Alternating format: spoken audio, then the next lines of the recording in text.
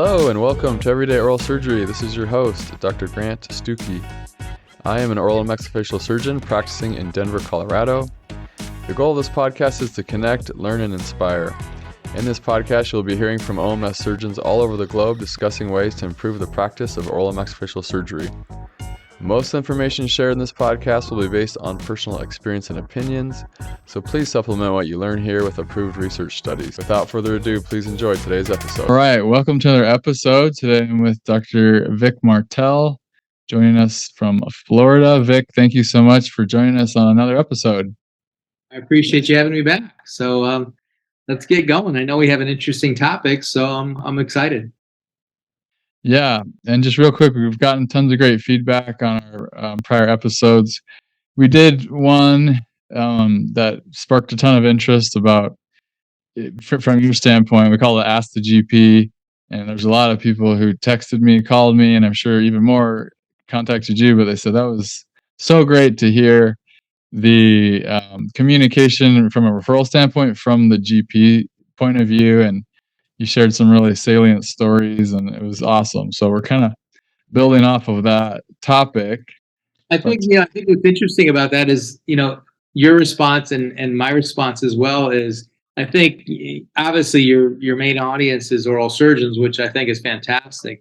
But I think a lot of them contacted me, and maybe some with you, where they were kind of just really interested, and I really appreciate this because I know they're just trying to help their GPs and increase their referral businesses. They have questions about what we talked about, which was how they think, what they think, what's their philosophy and things. And I think that brought on a lot of additional questions, which I thought was great because I enjoy the sharing anyways, because I've been doing this for many years. So it was something that I got excited about because a lot of times, Grant, with your episodes, I see a lot of response, just like, which I do want to say this real quick before we get started. We just did one, I think it was last episode for you that you just released, was the missing lateral case. Yeah. And the only reason I want to say this is I missed one little thing that I want to tell you. And if you remember when we talked at the very, very end of the podcast, where I talked about occlusion and laterals on implants.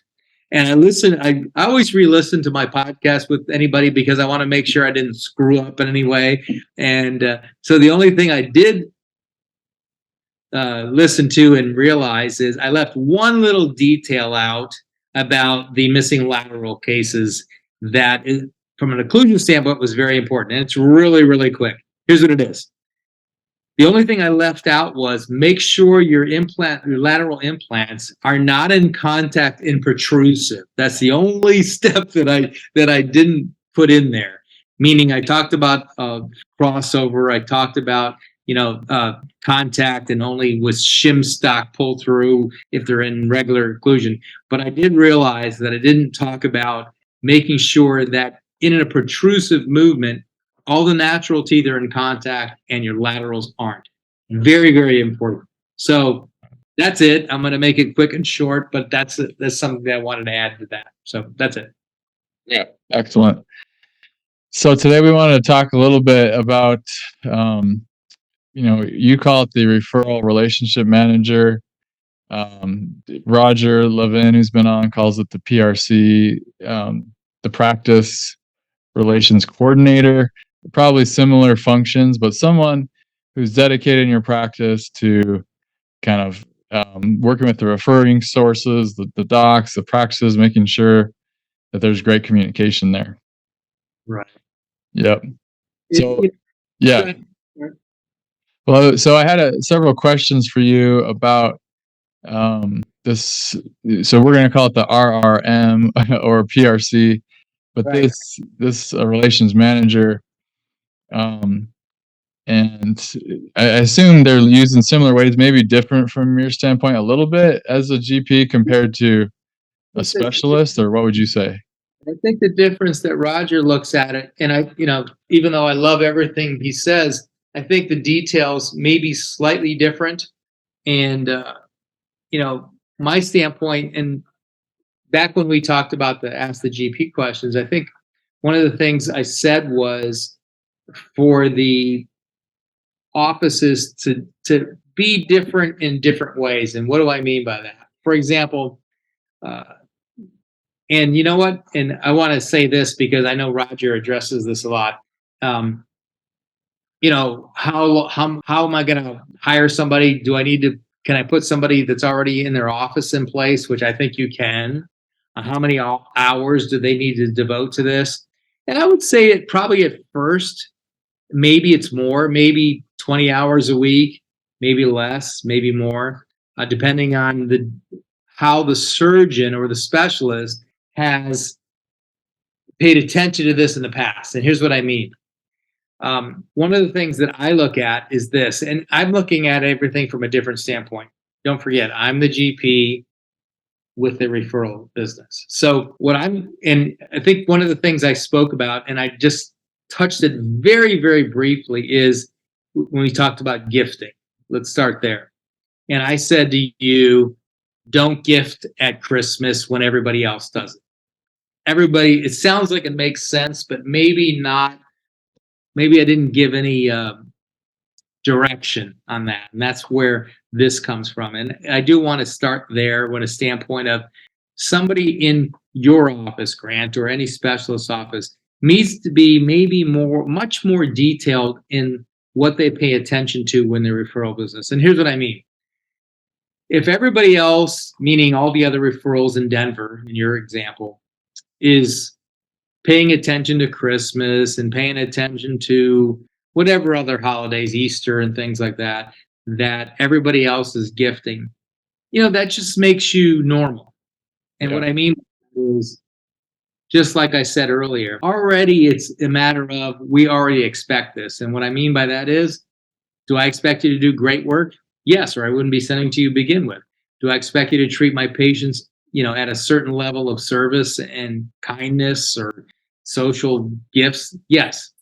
This is where, and we addressed this a little bit, but maybe not as detailed as we're going to cover today, is how am I going to stand out? And what do I mean by that? I would be the first to tell you, Grant, if you're going to gift somebody at Christmas, okay, you're more than welcome at Christmas time or whatever other holiday that everybody else follows. If you want to send them donuts or you want to send them a lunch, great. That doesn't make you any different than anybody else. And that's the difference. What I'm going to say to you is part of your, PRC, and in my case, referral and management person, is this. I want you, as if I was coaching Grant Stucki on and things like that, I would want you to create. And this is, everybody nowadays knows how to do an Excel spreadsheet, so that's not a difficult thing. I don't need to teach you about that.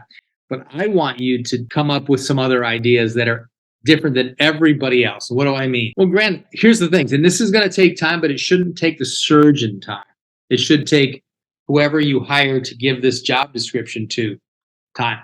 I want you to know your GP's birthday, your GP's wife's birthday, your GP's or referral's anniversary birthday, your kids, the GP's referral kid's birthday. Why?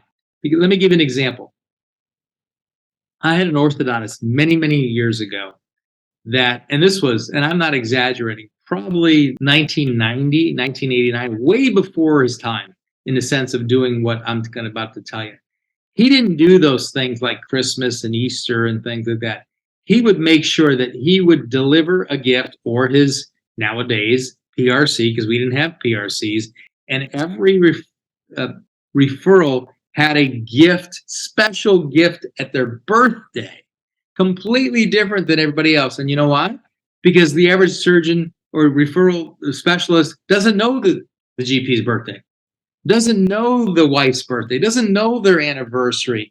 If you want to hit people at the point of emotional gratitude, you got to hit them at times where nobody else hits them. And then what that means is, and it doesn't take any more financial resources. What it does is it might take some more resources of energy.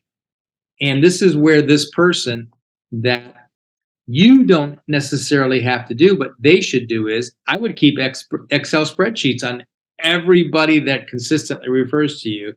For example, I'm Dr. Martel. I would know Dr. Martel's birthday. I would know my wife, Dr. Martel's wife's birthday, maybe their kid's birthday. It doesn't mean that you have to pay attention to all of those things, but it does mean that you're paying attention to something that nobody else is out paying attention to. And guess what? They will always remember that. And now let me tell you something that was in that book that I told you about last time, which is called Giftology. But I'm not referring to that again, even though they can order that on Amazon. And like I said, I have nothing to do with that. What it does is it creates an emotional obligation. And Grant, I know this about you, and the only reason I know this is because you have this conversation with Roger. I know you own restaurants. Am I right? Correct. Yeah. Okay. So here's what I know. If you treat a patron a certain way, they're going to come back. Granted, they're coming back because your quality is good, your service is good. But what most people don't realize, they're also coming back because you're creating an emotional obligation to them. Let me give an example. If I had a surgeon, well, I don't think I ever told you this. Maybe I did last time, and if I did, forgive me. I had a salesperson, a car salesman, which you know how we all love car salesmen, not, but you know how, right? So I've probably owned many, many Mercedes over the years. And just because I had young kids and I thought they were a safe car, it wasn't because it was a status symbol, because guess what? There's much more expensive cars than Mercedes out there. Trust me. But here's what I know. Every birthday, he sent me a little card. And then when I got to the internet, he sent me an email. Happy birthday. You know what? I bought probably a dozen Mercedes over many, many years. Why? Grant, can we, I have somebody at my door. Can we edit this for a second? Yeah, for sure. Sorry about that. Okay. So, yes, and here's the only reason. He sent me a birthday card every year. I literally felt guilty by not going back to him. Now, that's interesting, right? Because all it really did, now how much energy did that take? Almost zero. A birthday card. After the internet, it was just a happy birthday. When it became text, he would send me a happy. If I were to ever buy a Mercedes from anybody else, I would feel incredibly guilty. That becomes an emotional obligation, not a financial or resource obligation at all. It's just those little things that let me give you an example, another example. Grant, if you were going to go to somebody's, and you're probably raised like me, even though you're much younger, if you go to somebody's house for dinner, are you not taught through obligation? Just bring some. Meaning, you want to walk in their door, bring a bottle of wine, bring whatever, that your customs are. And it becomes this emotional obligation to give back, whatever you want to say. Mm-hmm. I think specialists should develop these multiple emotional obligations. And it sounds like in some ways manipulation, but it really not, because you're doing it for the right reasons. And ultimately, it gets to this point where they kind of go, Grant does this, nobody else does this. So, we've already discussed this in the last episode. I expect you to treat my patients a certain way. I expect you to do great work. Oh. It's a given, okay? Now, how are you going to be different? And ultimately, this orthodontist that I told you that gave me a gift and he would go out of his way. He would literally, and this was 20 years ago, and like I told you, way ahead of his time, he would go out of his way to speak to somebody in my office, find out what I like, gift it. Let me tell you something. That guy controlled Palm Beach County for years because he did something different than everybody else. And you know what? Here's the difference. If I was a young dentist in town and Dr. Martel was already, established, and somebody asked me, who should I use for ortho? I'd go, use this guy. Why? Yes, he does good work, but I have an emotional relationship with him, and not in a bad, weird way. It was just kind of like, this is the guy that treats me with respect and whatever you want to say. And this is what I try to teach specialists, because the problem with dentistry today is, Grant, you get so busy doing what you do, and that's a great thing, but you don't have time to do these little things. And this is why you need this referral manager. It's just something that they can pay attention to. Now, let's talk about who that person is.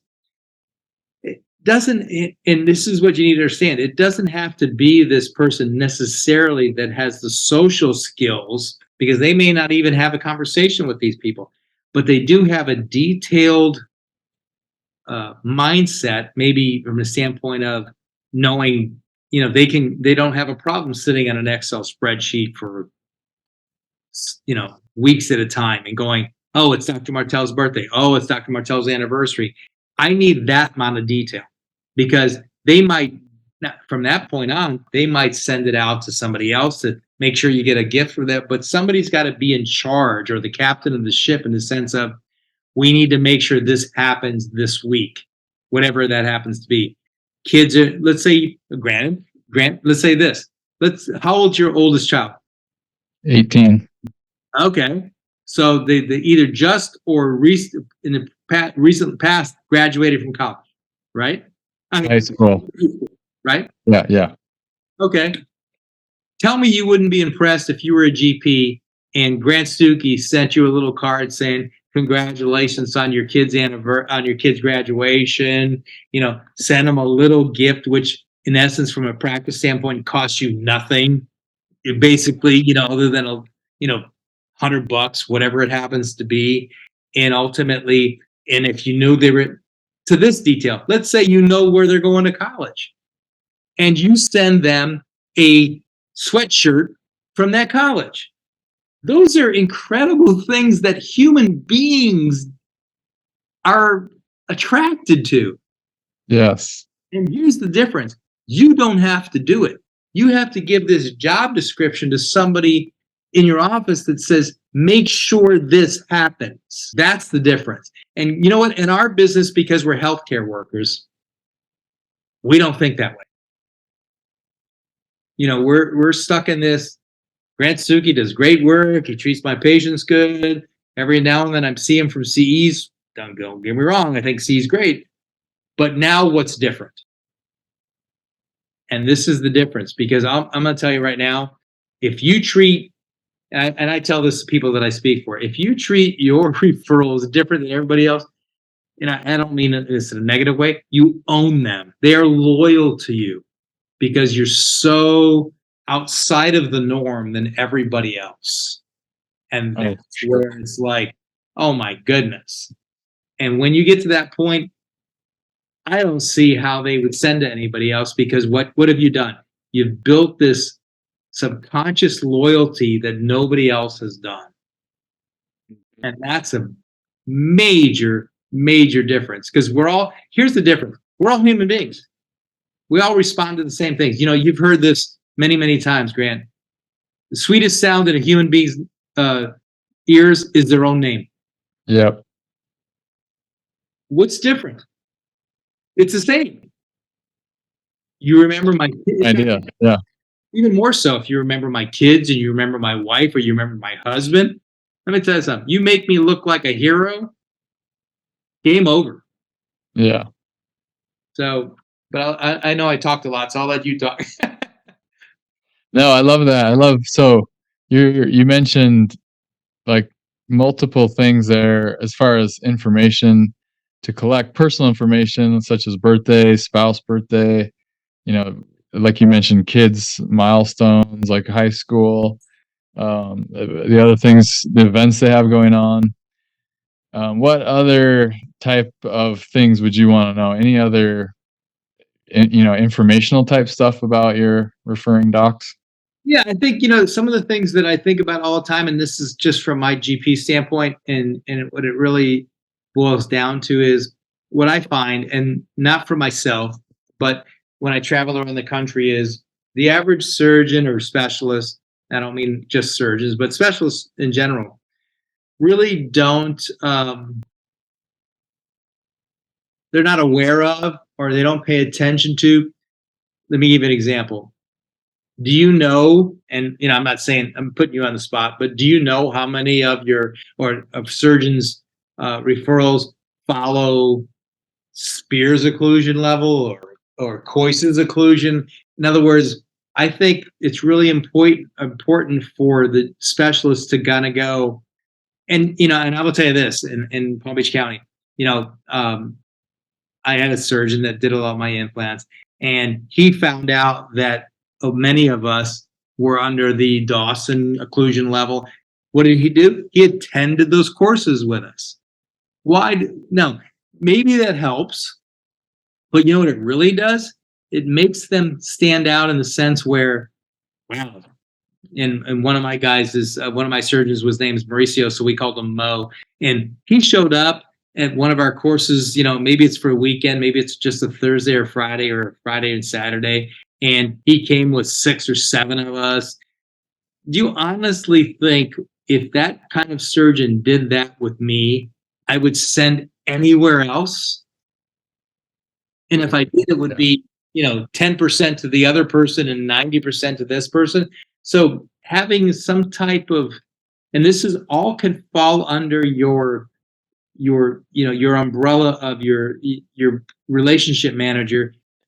If that's him or her, they find out, well, these half a dozen or more referrals understand the Coyce occlusion level or Dawson or Spear or whatever it is. It doesn't even have to be occlusion. It can be something else.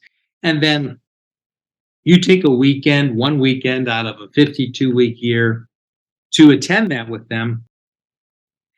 I'll be honest with you, it really doesn't matter if you agree with the philosophy as much as it matters that they understand that you care about it. They understand that you understand it. Okay? Because one of the things, now, it's probably more important with somebody like me that is like more maybe advanced than as far as those concerned. So I know that I can look at Grant and go, hey, Grant, you remember when we attended Spear's course? This is how I want to handle the occlusion on implant case and things like that. But I know that here's what I do know. If you attended that with me and nobody else did from a special standpoint, those cases are only going to you. What you need to understand is I want to develop this relationship that I make you as the specialist look so unique that eventually they stop referring to other people. Because I know we talked about this at one of our the last time we did a podcast on this topic, where they only refer to you because we know, and I don't want to say this in a negative way, but referrals refer to multiple people. That's just the norm.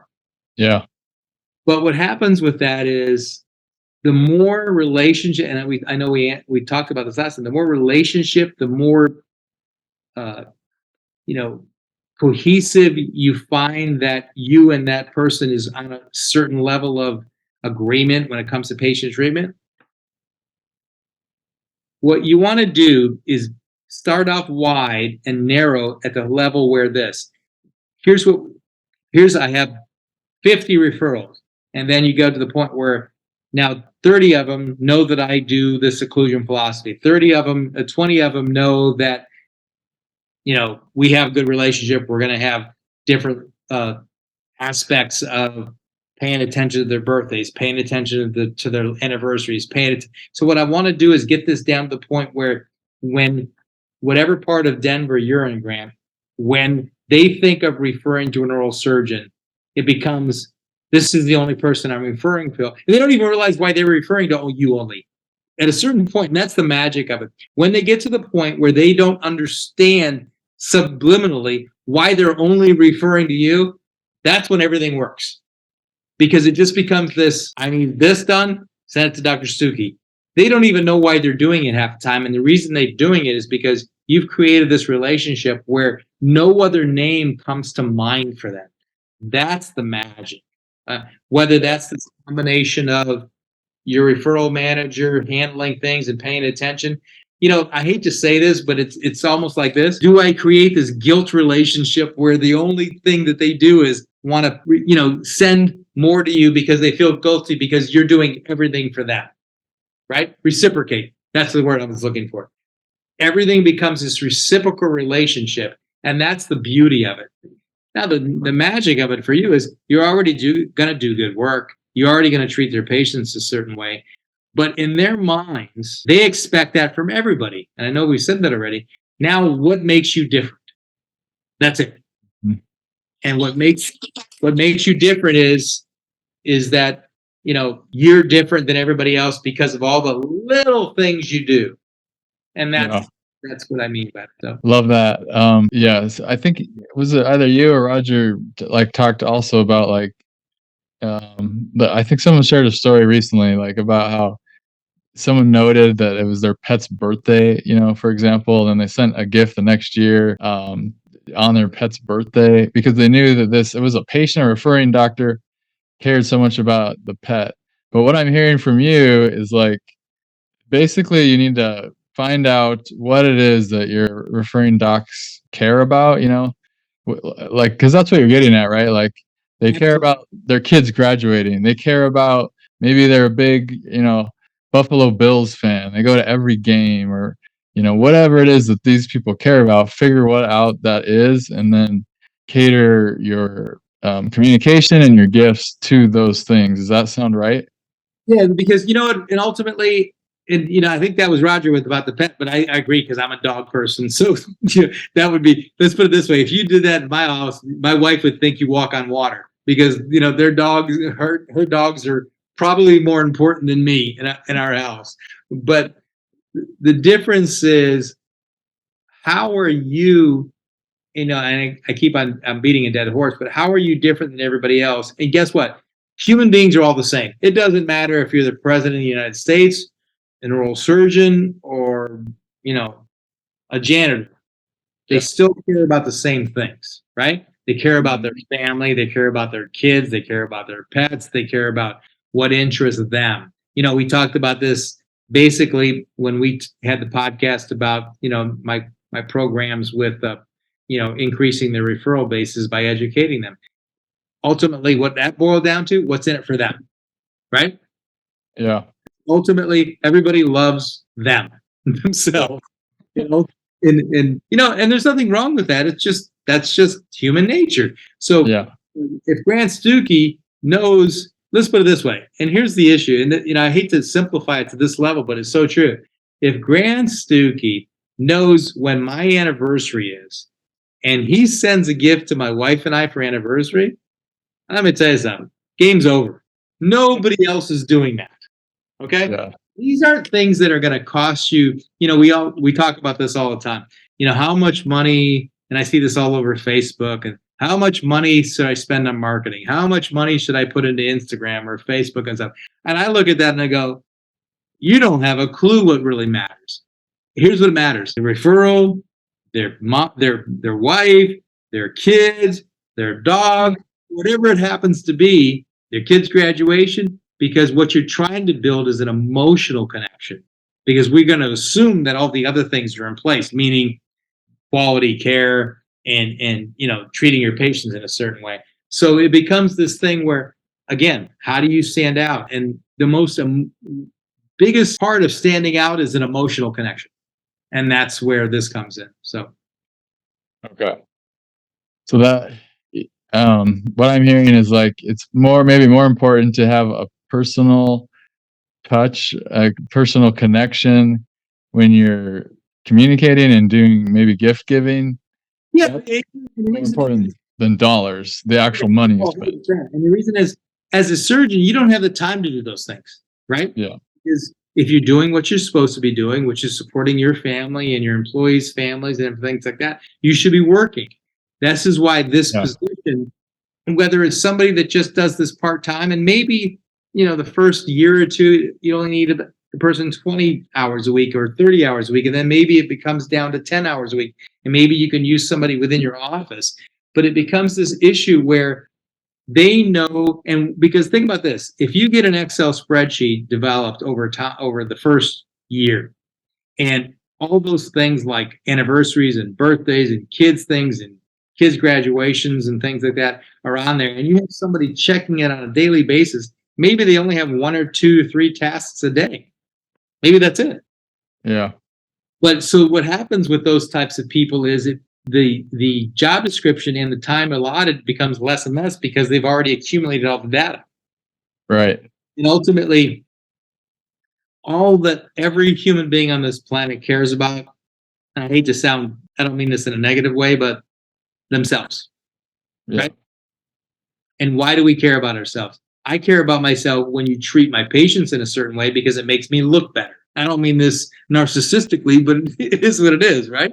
I care Yeah. about myself in a standpoint. If you make me look good in front of my wife, let me give you an example. And you know my buddy and good friend Tom Stone, right? Yeah. Let me tell you what he's done for many, many years. Now, I don't necessarily agree how he gifted it, but it worked really well for him. So here's what he did. If I sent Grant Stucki an implant patient, and you did an implant for my patient, he would, the next day, within 24 hours, he would send the patient a little tiny flower arrangement. Great, right? Great. But here's what he did that made it different. He would send that flower arrangement, and he would say that flower arrangement came from Dr. Martel and Dr. Stucki. Okay. So what did he do? What was he really doing? He's making the referral look good. Now, here's the funny thing about that. The first few years, and I was with him the first few years he did it, he would literally, at an education courses, have to tell all his referrals, listen, if your referral gets flowers in their house and they call you to say thank you, it's because I put your name on it. So just act like you already know about it. Yeah. Everybody loved it, right? Nice. He did that for years, and it built his practice. I mean, I'll tell you this. I think I may have told you, maybe not. We worked together for 10 years. He went from, and I'm not exaggerating, 80 implants a year by himself to 1,500 implants a year with only education and treating his referrals in a certain way. Now, That's incredible. other than that, it was also communication, which is Dr. Talk, and I know you're going to have him on about that. So basically, it's three things: great communication, great relationships, and great ways of treating the referrals and the patients. It became this, three-step process that ultimately everything started to grow at a level where his referrals became so loyal they wouldn't dream of sending to anybody else. So that's where we develop the process, and when that happens, everything just happens naturally or organically. So Next question I have is, so let's say you have your PRC and they're, you're explaining, hey, here's all the important stuff we need to focus on, and the information we'd like to gather about our referring doctors so that we can customize gifts and our communication toward them. What, would you then instruct your PRC or your RRM, whatever you call it? How would you instruct them to gather this data? What are the various things they could potentially do to get all this information down on each referring source? really good question. So I think part of this, and I think it's a little bit more of a lift at the beginning of bringing somebody in like this, as opposed to as a maintenance type of thing. But what I would do from the manager standpoint is this: I would literally, let's say, for example, how we, and I'm sure you do this too, you have lunch and learns with your referral business. What I would do is one of the lunches, and we'll talk, we can talk about lunches today or another time. I would have a lunch with either the office manager, whatever that happens to be in that office, or the dentist if they don't have an office manager. And I would have this survey of questions for them. What's your team members, what's important to them? What's important to you? A little survey, or nowadays you can do this all digitally. Let's say you have a new dentist in your area. Dr. Martel is new to Denver area. And you could literally, or this, referral manager sends them an email. And here's what you do with that. It's so you can be friendly and information gathering at the same time. Hey, Dr. Martel, welcome to the Denver area. We heard you have a great practice, blah, blah, blah, blah, blah. We would love to work with you, and we want to make that relationship the best we can. Can you answer these few questions for us? Yeah. Now you have this open opportunity to go, and you can be this subtle. When's your birthday? When's your wife's birthday? Once they answer it, they're never going to remember that you asked them all those things. Okay. And here's what I mean. They're still going to be surprised when you do something on their anniversary. They're still going to be surprised when you do something on their birthday. So ultimately, that's one thing. And then you start asking them some things like this: do you have any personal philosophy, occlusion philosophy? Do you follow Coyce or Spear or Dawson or Hankey? You know are you interested in doing? And here's where you get some marketing information at the same time. Are you interested in doing full arch cases prosthetically? Do you want to learn about that type of thing? We talked about this at one of the last times. What would you like to learn about? Meaning, when we talked, remember, Grant, when we talked about what kind of CE do you want? Well, Yeah. there you go. What kind of CE would help you grow your practice? These are all these, and trust me, if you answer, I don't care if it's 20 questions or 30 questions, if they think those questions are in the best interest of their practice, they're going to answer those. Okay? Because number one, they only have to do it once. Number two, you know what you're asking them? To talk about themselves. They love that. Oh, yeah. Right? Because if I ask you, Grant, tell me about your kids, you could probably go on for like 2 hours, right? Easily, yeah. You love and enjoy. Okay. I'm not asking you to tell me how much square feet you have in your office or some silly thing like that. I'm asking you to tell me some personal things, meaning, what's your wife's name? When's your anniversary? Now, don't ask your wife's birthday because that's a no-no, but ask about your anniversary. Ask about your kids' birthdays. Ask, now, Grant, now this takes a little work. If you know your kids' birthdays, you also know when they might graduate. Okay. All those kinds of things. And this is why this job description of this manager takes a little bit of work, but nowhere. That's why I said at the very beginning, they need to be a detailed person, because they may look at that and go, well, Dr. Martel's son's 15. He's probably going to be graduating in about 3 years. Let me find out what that means. And this just takes one visit that, when they're in your office for 10 minutes, and you can send them another, when does this, and here's the good news. Once you get this general information, now the office manager can answer the rest, because you want to kind of keep it a surprise for the GP, even though, here's the good news. Even if it's not a surprise, they still appreciate it, right? Yeah. You go, oh man, I can't believe Grant sent my son a Christmas card for his 16th birthday and say, good luck driving. We hope you're being safe. You see how those little things make all the difference in the world? Because here's the thing. If Grant appreciates it, they'll appreciate it. And we're so busy in our medical world, we don't think of relationship building. We think of doing great work. And there's nothing wrong with that. But there's nothing wrong with doing both. Yeah. Right? And as a surgeon, I'm sorry, you don't have time, and you shouldn't have time to do that. But you should have time to put somebody in your office. And maybe you start off with somebody that's already in your office and see if the surgeon actually knows the most detailed person in your office, because it has much more to do with the detail than it has to do with their social skills, because you're trying to gather information for this first year or two. And then other than that, you go from there. So, well, I'll let you, if you have anything else. Yeah. I could see, I could see some people answering like a digital survey. I could also see others blowing it off. I mean, I could also see just the power of like a casual conversation. And that's where, we talked about, that's where the lunches come in, right? Yeah. Now, here's the difficult side about doing it at a lunch. Unless you're going to take notes, are you going to remember? You know what I mean? Got to write it down quick when you're done. It look like you're having a lunch with one of your referrals, and you don't want to look like you're interviewing them. Right? And I don't know about your state, but you can't record them unless you have both permissions. So, but it's a situation where everything you have to play this by ear, in the sense where you kind of go, how am I going to gather this information?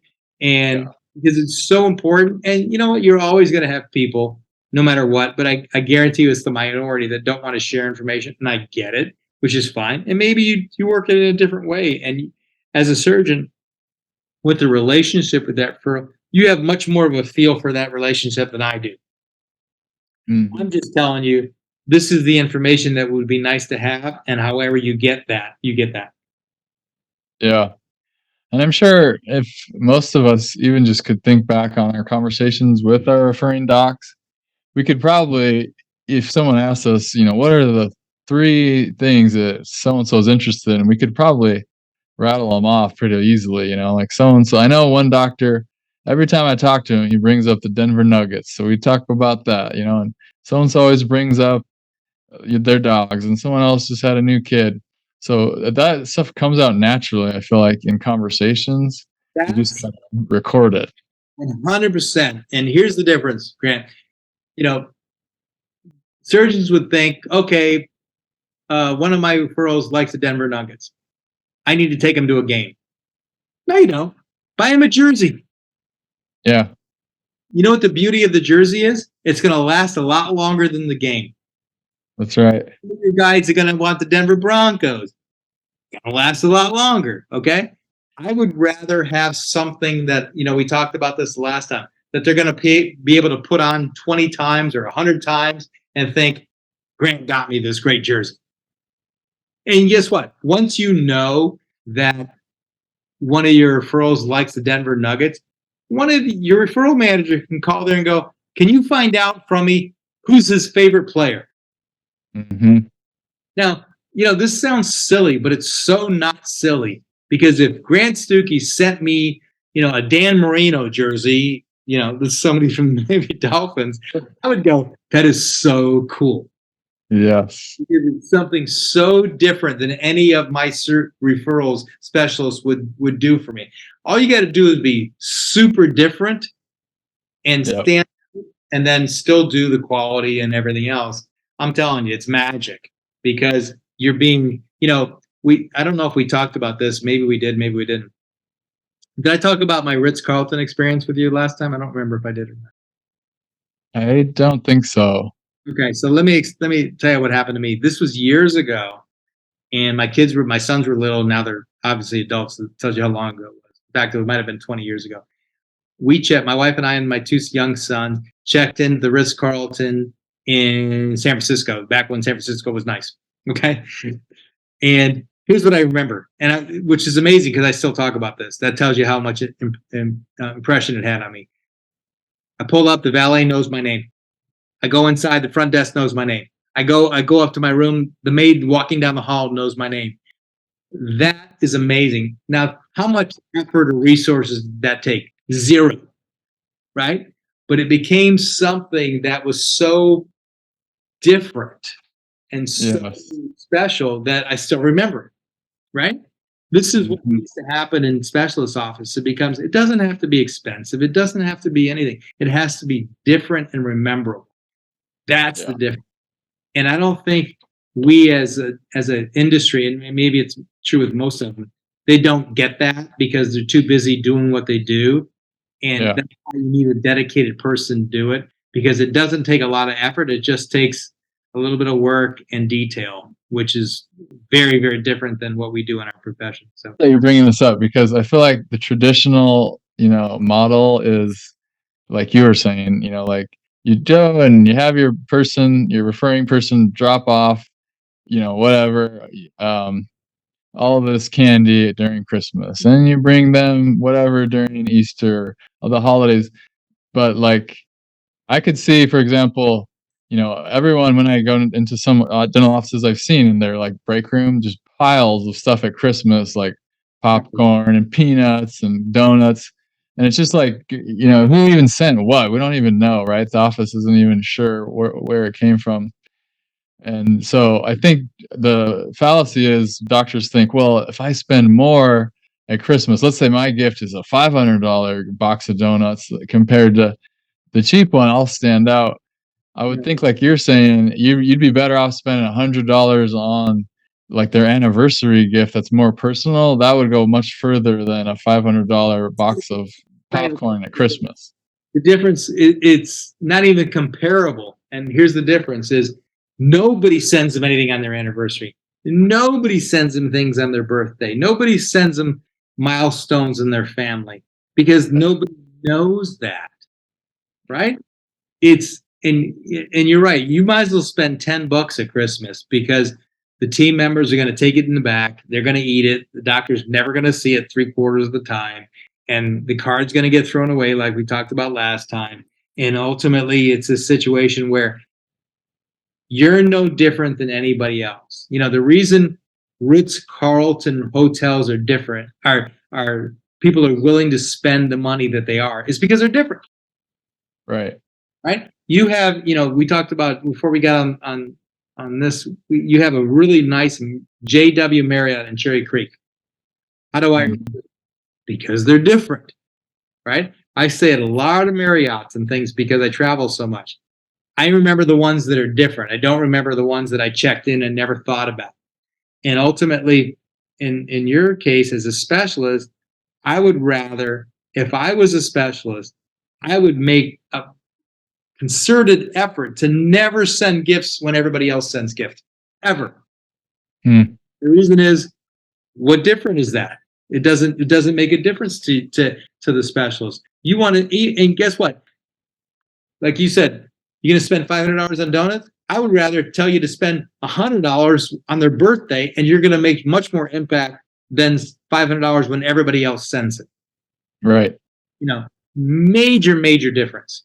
So it's a standpoint of I know we go back to this, but building an emotional connection at the point where they feel like they need to subliminally reciprocate. Okay? Love it. And when they do that, you build in this subconscious loyalty that they don't even realize they're doing, which is a beautiful thing because they're going to get good work. They're going to get good service. And ultimately, remember when we talked about the last a couple podcasts ago where, the dentist hands 3 cards out and all that kind of stuff. I think what we'll see when you do this type of whatever you want to call it, marketing, I guess, is the 3 cards that go down to 2 cards will eventually go down to 1 card because you're the one mentally will stand out. Now, don't get me wrong. Maybe your PRC or whatever has to still romance the staff. Right? But when the GP or the referral is, talking about Dr. Stucki more than he's talking about anybody else, he or she's talking about anybody else, it still becomes this is where he's sending this person. And everybody's going to be different. In my office, my team never referred. I referred. Maybe it's because, I ran my practice at a certain level where they would never tell anybody about anybody because it would depend on me. You're not going to hit dentists on that level all the time. You're going to hit dentists that maybe do what I do, maybe are kind of in between. And then maybe the team members are going to, are responsible for that. But you got to cover all bases. But the team member stuff and the relationship, that's pretty easy. That's when you can send them donuts and whatever it happens to be. And when that accompanies the loyalty that the GP has for the specialist, then it becomes something that gets solidified. So awesome. Well, this is a great topic. To me, it's been eye-opening because this, I think, applies probably even just to more realms than just your referring docs. It's a powerful tool for any social realm that you're in to get to know people's interests, send them customized gifts, and even if it's not a lot of money, an email, a text, or something. Hey, I heard this is going on with you. That's so awesome. Congrats. I mean, all that goes a long way. So pretty cool stuff. Let me tell you what I do, and then I'll leave you with this. And I've been doing this for years, and it's really helped my educational business and relationships. I've been doing courses in my mini residency programs for probably 15 years now. Now, this sounds really simple and silly, but it's really had an impact. Every Christmas, every Thanksgiving, every Mother's Day, every Father's Day, I send everybody I've ever had contact with or a relationship with a personal text. I don't send a group text because everybody hates a group text, right? I mean, you don't want that. It probably takes me an hour and a half because it takes a long time.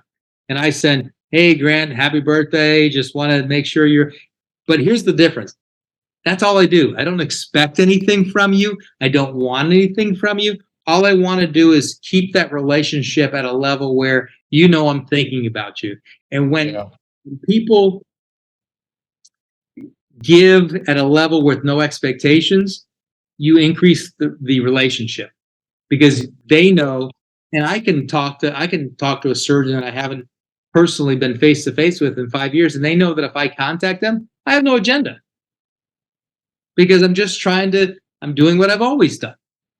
And ultimately that builds trust. And that's what has to happen with your referral basis. It has to be any kind of contact with you has to sound like something that's more giving than expectation. And when you do that, everybody becomes this obligatory compensation for what they do. And I think it's a great way to handle every human being in life. Give more than you expect, and ultimately we all gain from that. So Oh, I love that concept. In fact, this reminds me, last year, I came up with this like goal. I was just like, I need to do something to give back. And so I had this goal to write 2 thank you cards at least per night before I went to bed. And I mean, I'm talking about like, thank you cards to people I've known throughout my life, like even elementary school teachers, friends from high school. It was just something I thought would be nice, and I wasn't looking for anything. All it was just saying, "Hey, I still remember what you did for me. That was awesome. Thank you." A guy who helped me move when I was needing help moving, and I didn't even think much of it. I was doing it more for my own self, just to like get out of my own way and be grateful for because I read a book on being grateful. Anyways, I wrote like over 250 thank you letters, and I will tell you, it was phenomenal. Like so many people wrote me back, texted me. When I got your letter, I was crying. I was just like astounded. I was like, "What in the world?" It was just a simple 5-line letter saying thanks for, doing X, Y, and Z for me like 10 years ago or something. But the power of just doing what you're saying, expressing gratitude, saying hi, recognizing the person for being great without having any agenda behind it is just so powerful. It's incredible. And Grant, let me tell you this, and I know I'll let you go, but I'll tell you what I did for years. Now you don't even have to do what I did because that I travel a lot teaching courses. So my sons are 29 and 27 now, but obviously at some point they were much younger, and I was on the road a lot, even though I still practice full time. And I don't know, can't remember where I learned this from, but I made I when I did, I made it. I dedicated my life, my sense to do it. So here's what I would do: if I had an early flight, I would go into the living room and I'd write a little post-it note to both my sons. And I'd write, I love you. I appreciate you. I think you're awesome. And while they were sleeping, I would put it on their headboard and I'd leave. Let me tell you what impact that has. For years, when they got bigger, they go, and this is going to make me cry. One of my sons kept every one of them. Wow. And that to me, and I never expected anything from it. I just did it for me, right? Yeah, And it was at a level where when I found out he kept every one of them, it tells you how much impact it had on that person. sure. You can do that for every human being in our life. Okay. And to this day, they're adults and they remember that. What did it take? About 10 seconds of my life to write it on a post-it. And I would Yeah. sneak into the room, put it on their headboard, and that became something that was so important to them. It didn't, took me no effort. And that Love it. I would encourage you with 6 kids, rise them, you know, Yeah. and it was something that was so funny because I might leave, one might have been awake and I might leave one with one and one without, or maybe both. And they would go, Dad, where's my post-it? Right. But this is how impactful human beings are. And this is why what we talked about today is so important. When you pay attention to the little things, the big things become much more unimportant, right? Because here's the difference, Grant. If when you did pay attention to the little things, when you have which I'm sure you have on an everyday basis, when you have a problem with a referral, it goes away because they trust you and they have a relationship with you. And Yeah. ultimately, even those things develop loyalty. And it's an amazing thing because guess what? All we want in life is to be appreciated. That's really it. So I'm Yeah. a little sappy, but I know it's something that I feel very passionate about. So Yeah, I love that. I mean, it's a powerful tool. Kind of like in the How to Win Friends and Influence People, Dale Carnegie says that you want to always be sincere, lavish in the praise that you give, remember their name. And he's like, you're not doing all this. It's not flattery. You're not trying to manipulate them. It's really a sincere, genuine care about people. Once you can get there and that starts, getting into your communication, I mean, it does in the business sense, it translates into great relationships and ultimately money. But I mean, the real goal should be to connect with other people and enhance their lives, which is what I hear you saying. So it's a powerful thing. biblical, right? It's you give and it'll be given. When you give without expectation is when things come back to you. If you're giving it a sense of greed, then maybe it'll be temporary. But guess what? It doesn't fulfill you as the giver. What Right. person as the giver is that you did it with no expectation. And I try to live my life giving without expectation. I'd like to have reciprocal, but it doesn't matter to me. I don't do it for that reason. Right. Yes. And that's worked out really well for me. I know I've kept you for a long time, so I really appreciate talking to you. So, whenever you want to finish it, I'm good. Sounds good. Thank you. I appreciate you. The main book I heard you say was Giftology. So instead of asking you what's the best book is that you've read lately, I'll probably just focus on that one. That sounds like it probably sums up a lot of what we were talking about today. And maybe we can touch base on the lunch stuff later on, but Yeah. good for now. All right. Thanks, Vic. I appreciate you. Take care. Okay. Bye. Thank you so much for listening to this episode of Everyday Oral Surgery. For more information on these podcasts, please visit everydayOralSurgery.com. I love feedback and would be very grateful if you would reach out to me via my email, grantstucki@gmail.com, and let me know what you thought of this episode. Or you can text me at 720-441-6059.